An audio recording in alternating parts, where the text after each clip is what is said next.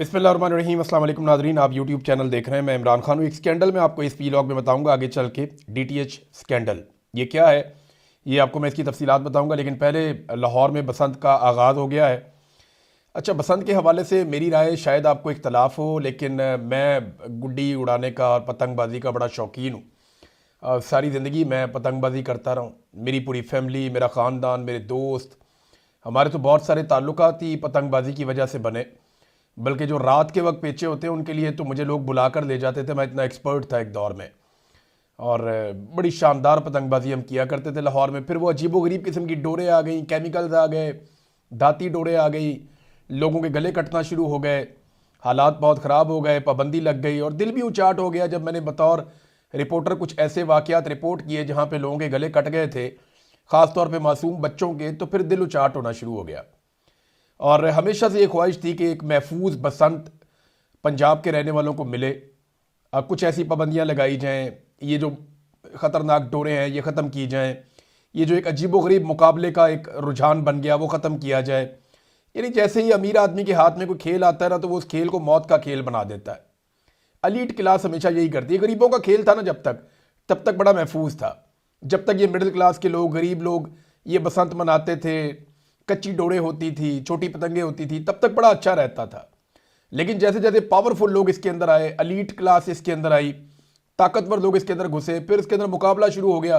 फिर मोटी मोटी डोरें, बहुत मजबूत जो है वो धागे और पता नहीं क्या कुछ इंपोर्ट कर लिया गया, केमिकल्स आ गए और फिर मुकाबले शुरू हो गए, फायरिंगें शुरू हो गई छतों के ऊपर। अजीबोगरीब माहौल बन गया। हालांकि जो बसंत मुझे याद है, 88, 89, 90, 91, 92, 93, ये जो साल थे ना, ये बड़ी शानदार बसंतें हुआ करती थी। और मुशर्रफ के दौर के आगाज़ तक बड़ा ज़बरदस्त काम था। फिर सन 2000 के बाद जो है वो अजीबोगरीब एक नौदौलती इसके अंदर आ गए। लाहौर वाले जो हैं वो अब खेल तमाशा देख लेंगे। ये पहले गरीब आदमी का त्यौहार हुआ करता था, लेकिन अब गरीब आदमी की पहुंच से बाहर है। मैंने जो मेरे दोस्त अहबाब फैमिली मेम्बर है, मैंने उनसे पूछा, मैंने कहा बताओ जी पसंद की क्या सूरत हाल है। वो कह रहे हैं जी कि वो डोर का जो पिन्ना है वो इतना महंगा है कि अब आप ख़रीद ही नहीं सकते आम आदमी। वो 12,000 से लेके 15,000 तक का मिल रहा है, वो 2 पीस का। अच्छा, 2 पीस का मतलब 5 गोट। आप लोग नहीं समझेंगे क्योंकि मैं ये सारी ज़िंदगी यही काम किया है, तो मुझे पता है कि ये इसका क्या मतलब होता है। तो ये 1 पीस होता था, एक धागा, दूसरा पीस दूसरा, यानी उसकी लेंथ है धागे की, डोर की। तो 2 पीस का जो चरखी या पिन्ना होता था उसमें कम डोर होती थी निस्बतन, 1 पीस का भी होता था और 4 पीस 6 पीस तक का भी होता था, जिसमें बहुत ज़्यादा डोर और बहुत ज़्यादा धागा होता था, दूर तक आप ले जाते थे अपनी पतंग को। तो वो 2 पीस वाला भी जो है वो अब इतना महंगा है कि सोच ही नहीं सकता आम आदमी, डोर को हाथ ही नहीं लगा सकता। वो डोर जो चंद 100 रुपये में मिल जाती थी वो अब 12-15 हज़ार रुपये में मिल रही है।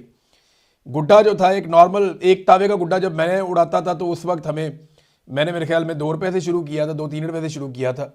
तो 7 रुपये बड़ा लंबा अरसा रहा, फिर 11 रुपये हो गया। बहुत अच्छा वाला गुड्डा जो था वो 11 रुपये हो गया। वो अब तो पता चल रहा है जनाब कि 300 से 500 रुपये तक गुड्डे का पतंग का रेट हुआ है और पतंग मिल ही नहीं रही। तो ये अजीबोगरीब, गरीब का तो त्यौहार रहा ही नहीं। बेचारा गरीब तो तरसेगा, तमाशा ही देखेगा। अमीर आदमी है या अलीट क्लास है या बहुत सारे जो लोग ऐसे हैं जो प्रिविलेज क्लास है, अब वो लोग बसंत बसंत बना लेंगे जिनके पास पैसा है थोड़ा बहुत। अपर मिडिल क्लास के लोग जो हैं गरीब तरसते रहेंगे। पुराना त्यौहार है, लेकिन एक चीज़ इस मरतबा हुई कि हुकूमत ने इस त्यौहार को सरकारी जश्न में तब्दील कर दिया। नहीं, एक त्यौहार तो मैं चाहता हूँ हमेशा से कि जिंदा होने चाहिए, लोगों को इंटरटेनमेंट का मौका मिलना चाहिए, लेकिन एक तो जानबूझ के इसको इस मौके पर किया गया। ये मौसम बहार का है ना त्यौहार, बसंत, बसंत बहार, इसको कहते हैं बसंत बहार। ये बहार के मौसम में आता है, लेकिन बहार आने से पहले ही सर्दी में ही त्यौहार कर दिया मरीम नवाज़ ने। उसकी वजह यह है कि 8 फरवरी का पाकिस्तान तहरीक इंसाफ ने कॉल दिया हुआ था, तो उनकी कॉल को डाउन करने के लिए उन्होंने अपना त्यौहार रख लिया। तो ठीक है, त्यौहार तो मिल गया लाहौर वालों को। पीटीआई का एहतजाज तो चलता रहेगा, ना उनका ये पहला एहतजाज है तो ना उनका ये आखिरी एहतजाज होगा, और इसका इम्पैक्ट क्या आएगा ये भी हमें 8 फरवरी की रात तक पता चल जाएगा।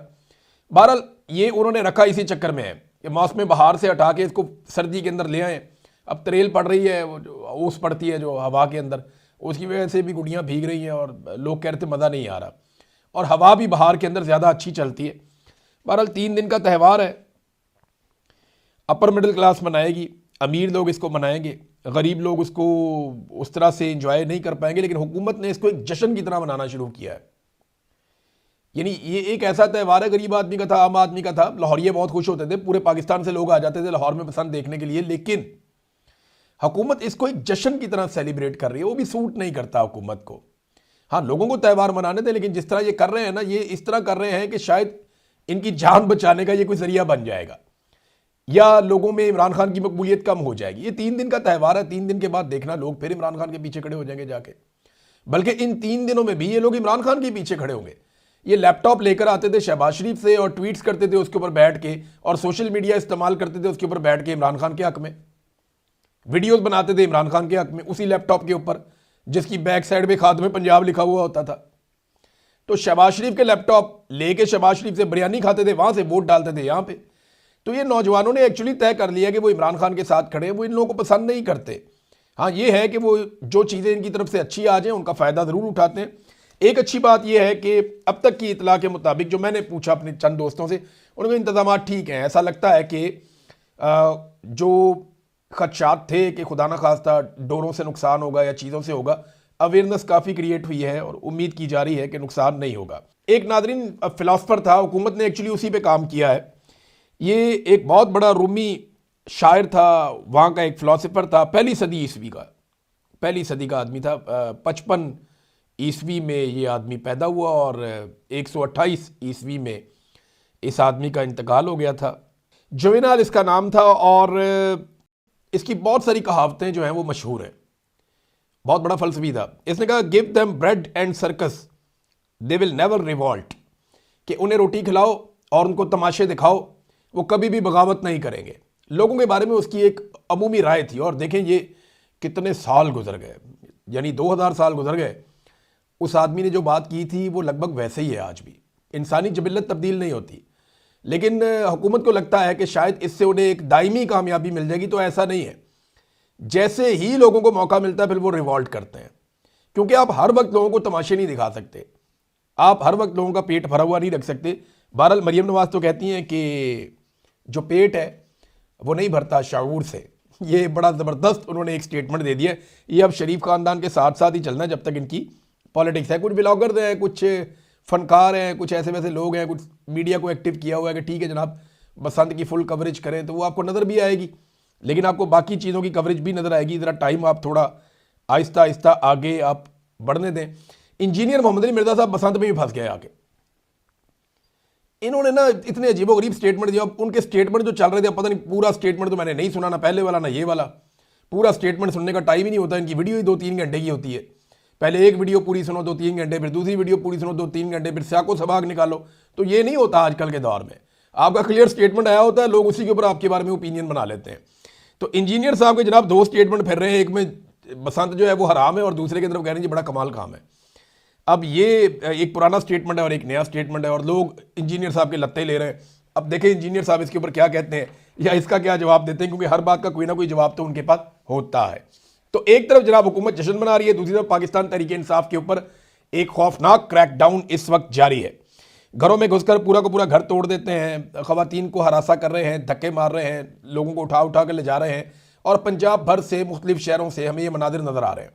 अलग अलग जगहों से पाकिस्तान तहरीक इंसाफ के लोगों को पुलिस गिरफ्तार कर रही है, ताकि 8 फरवरी के हवाले से जो रात को इन्होंने एक जुलूस निकालने हैं मशाल बरदार, वो जुलूस ये ना निकाल सकें और कोई इम्पैक्ट पाकिस्तान तहरीक इंसाफ क्रिएट ना करे। इससे थोड़ी सी ऑक्सीजन मिल जाएगी अपोजिशन को। लेकिन नवाज शरीफ साहब आपको शर्म आनी चाहिए। यानी ये जो कुछ भी हो रहा है, लोगों के घर टूट रहे हैं, लोगों का सामान टूट रहा है, औरतों को धक्के पड़ रहे हैं, पुलिस घरों के अंदर घुस गई है। अब कौन से जमहूरी लीडर हैं? कहाँ पे आप सियासत करते रहे? कौन सी जमहूरियत का आप नाम लेते रहे? कौन सी इकदार की सियासत की आप बात करते रहे? ये किस किस्म की सियासी इकदार है? ऐसा तो कभी डिक्टेटर्स ने नहीं किया जो आपने कर दिया, नवाज शरीफ साहब और आपकी बेटी ने कर दिया। घटिया तरीन काम किया आप लोगों ने। और आप लोगों से अगर एस्टेब्लिशमेंट ने करवाया भी है तो आप उन्हें कह दें यार हम ये काम नहीं करते। वैसे इतना घटिया काम तो एस्टेब्लिशमेंट भी नहीं करवाती जब तक कि आप शामिल ना हो। ये रल मिल गई, आप लोगों ने गंद मारा और एक पॉलिटिकल पार्टी को नीचा दिखाने के लिए आप किस कदर गिर गए ये हम रोज देखते हैं। नादरीन, जो पाकिस्तान तहरीक इंसाफ वाला एक मामला था, ये कोर कमांडर के साथ जो एपेक्स कमेटी के अंदर सुहेल अफरीदी बैठे हैं, इस पर कुछ लोगों ने रोला डाल दिया। देखिए 2 तरह की ओपिनियन आ रही है। एक जो PMLN के करीबी लोग हैं या जो एस्टेब्लिशमेंट के करीबी लोग हैं वो कह रहे हैं जी सुहेल अफरीदी अच्छा बच्चा बन गया, बड़ी अच्छी बात है जनाब, कि वो अच्छा बच्चा बन गया, वो अब जाकर मीटिंग के अंदर बैठ गया ये वो। और दूसरी तरफ एक ओपिनियन ये भी आ रही है, और कुछ पाकिस्तान तहरीक इंसाफ के लोग भी ये कह रहे हैं क्यों बैठे, बैठना नहीं चाहिए था। अच्छा, ये तहरीक इंसाफ के लोग तो मैं वैसे ही कह देता हूँ, ये सोशल मीडिया के लोग हैं। अब इनका तहरीक इंसाफ से ताल्लुक है या नहीं, मैं आपको आगे चल के बताता हूँ। देखिए, कुछ चीज़ें बड़ी उसूली हैं जिन्हें हमें समझना पड़ेगा इस सारे इशू के अंदर। कि सुहेल अफरीदी को आना पड़ा, नहीं जी, सुहेल अफरीदी नहीं है, ये एपेक्स कमेटी की मीटिंग है, सुहेल अफरीदी की ज़ेरे सदारत हुई और उसमें कोर कमांडर को आना पड़ा, वो वहां पे आए। असल बात यह है कि पाकिस्तान में जो दहशतगर्दी आई है, ये पाकिस्तान की मिलिट्री एस्टेब्लिशमेंट की गलत पॉलिसियों की वजह से आई है, वरना यहां दहशतगर्दी नहीं होती थी। नंबर 2, इसमें चंद जर्नैलों ने अरबों रुपए कमाए और हमने बहुत सारे अपने सिपाही और अपने बहुत सारे जवान इसमें हमने गंवा दिए। अवाम की बहुत बड़ी तादाद जो है वो शहीद हुई है।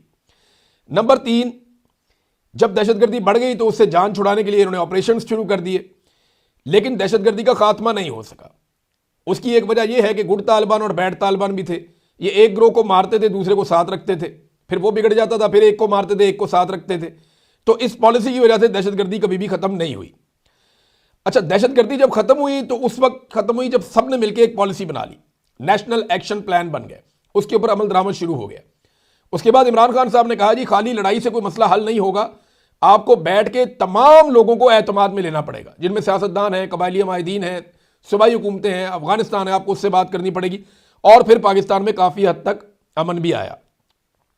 लेकिन जब रजीम चेंज ऑपरेशन हुआ ना, तो उसमें पाकिस्तान की मिलिट्री एस्टेब्लिशमेंट और जर्नैलों की, चंद जर्नैलों की बहुत ज़्यादा बदनामी हो गई। और फिर जर्नैलों को दोबारा से टीटीपी की याद सताने लगी कि तहरीक तालिबान पाकिस्तान आ जाएगी तो तवज्जो उधर को हो जाएगी, क्योंकि तहरीक तालिबान पाकिस्तान के साथ जब ये लड़ते हैं तो नए मिली नगमे बनते हैं, बहुत सारी चीज़ें आती हैं, तो तवज्जो अवाम की उस तरफ हो जाती है।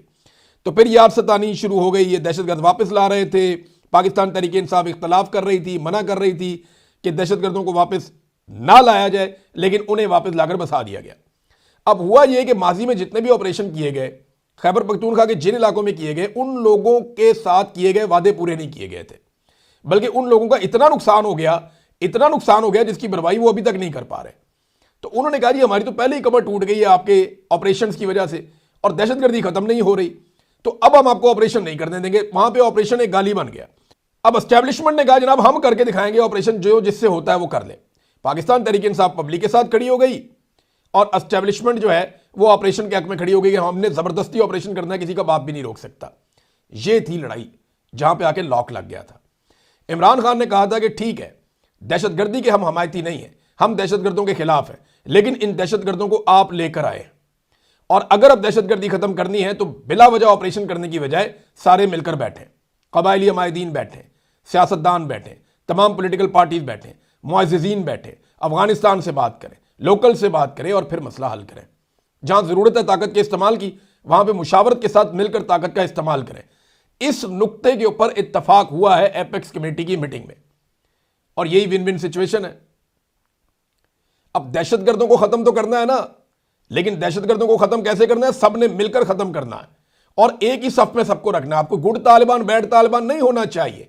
अगर आप ये करेंगे तो पाकिस्तान में फिर दहशतगर्दी कभी भी खत्म नहीं होगी। तो बिलाखिर इमरान खान साहब की बात कुछ हद तक माननी पड़ी है और आगे बढ़ने का रास्ता भी गालिबन यही था। अब देखना, 3 तरह के लोग हैं पाकिस्तान तहरीक इंसाफ के साथ जो जुड़े हुए ना इस वक्त, या सोशल मीडिया के ऊपर जो इस वक्त बयानियां चला रहे हैं, वो 3 तरह के लोग हैं। नंबर 1 वो लोग हैं जो इमरान खान साहब के बेहद वफादार हैं। उन्हें इससे कोई फर्क नहीं पड़ता कि इमरान खान साहब क्या फैसला करते हैं। फर्ज करें, मैं फर्ज करने की बात कर रहा हूं कि अगर इमरान खान साहब कोई डील भी कर देते हैं ना, वो लोग पूरी ताकत से इमरान खान के साथ ही खड़े होंगे।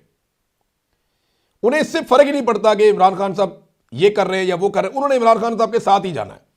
एक तबका ऐसा है सोशल मीडिया पे कि वो इमरान खान को पसंद करते, उन्हें लगता है ये पाकिस्तान का मसला हल करेगा, वो कुछ और नहीं जानते। नंबर दूसरे वो लोग हैं जो उनका शऊर का एक अलग लेवल है या उनके मामला और है।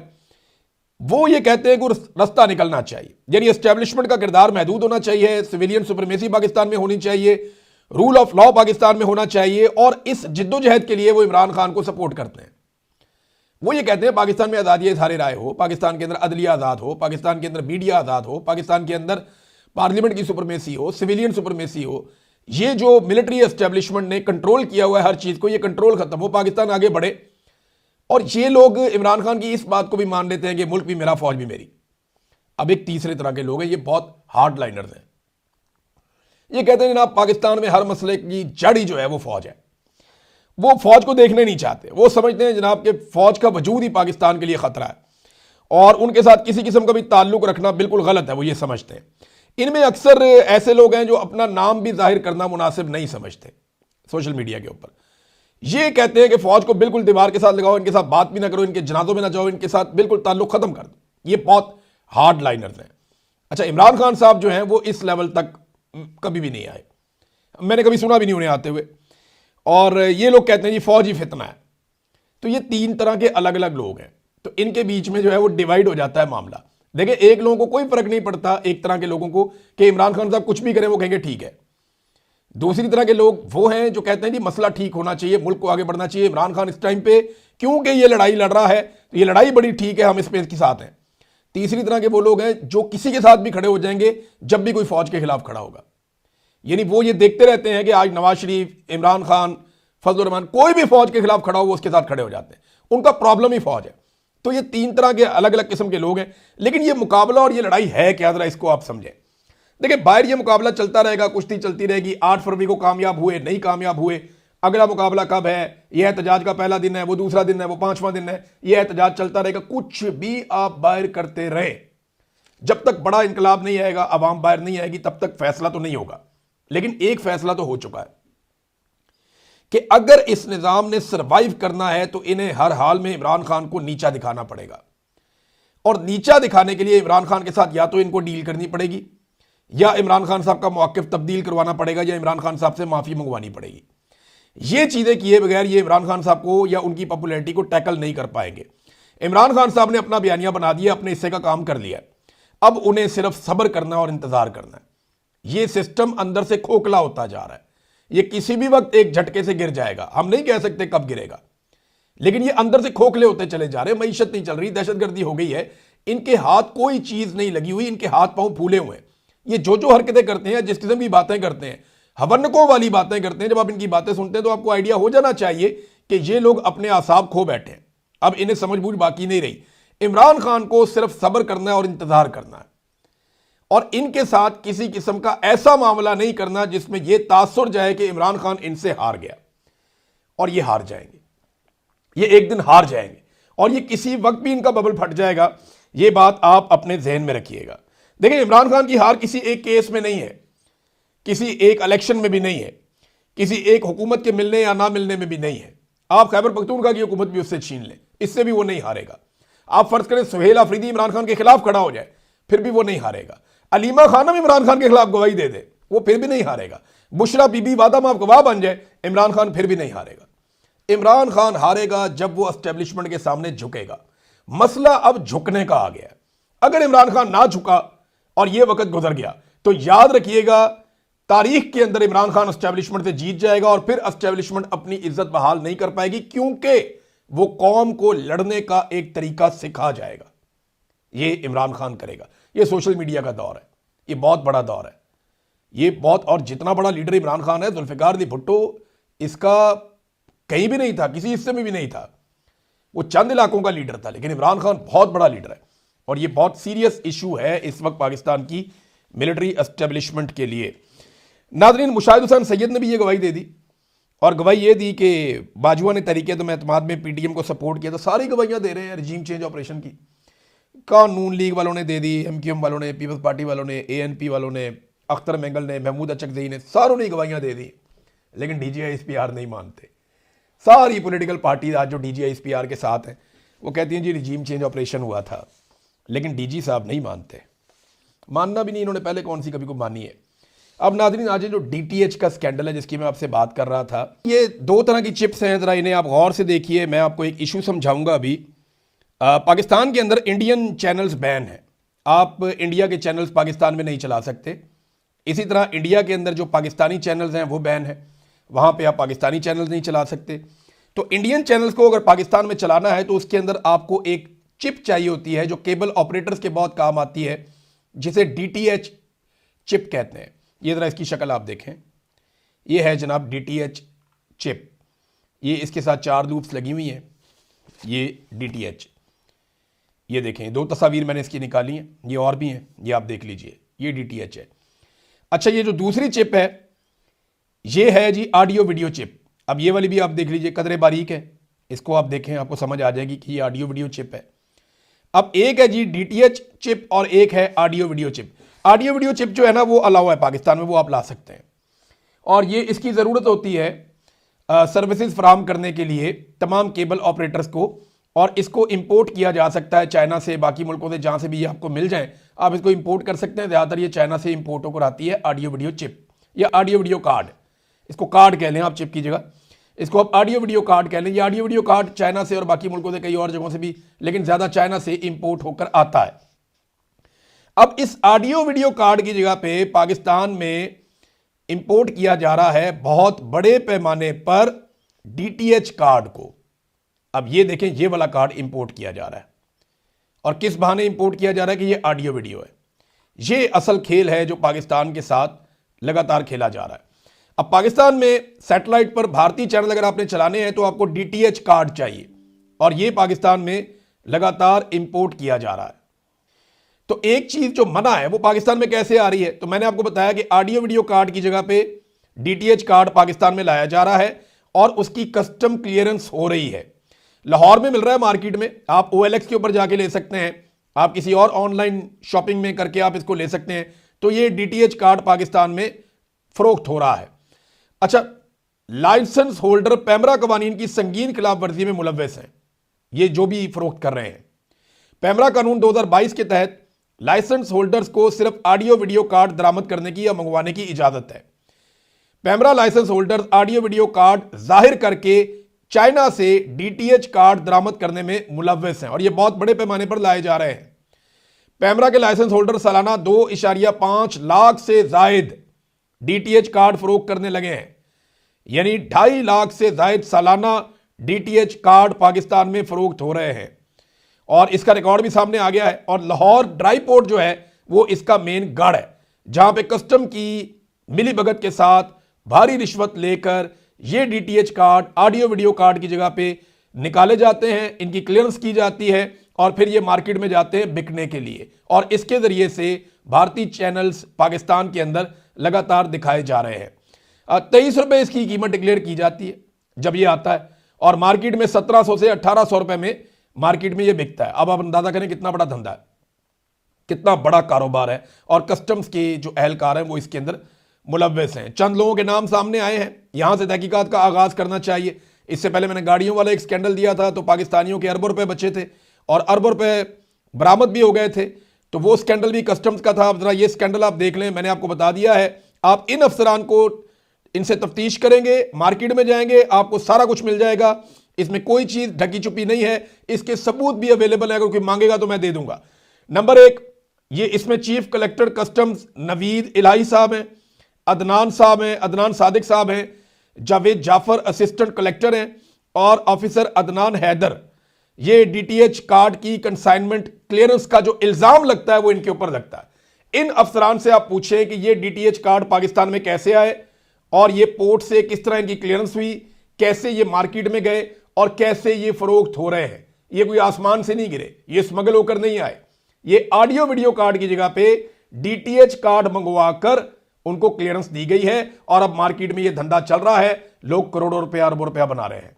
तो ये एक और स्कैंडल है, मैंने आपके सामने रख दिया। अब तक इतना ही, अपना ख्याल रखिएगा, अपने चैनल का भी। अल्लाह हाफिज।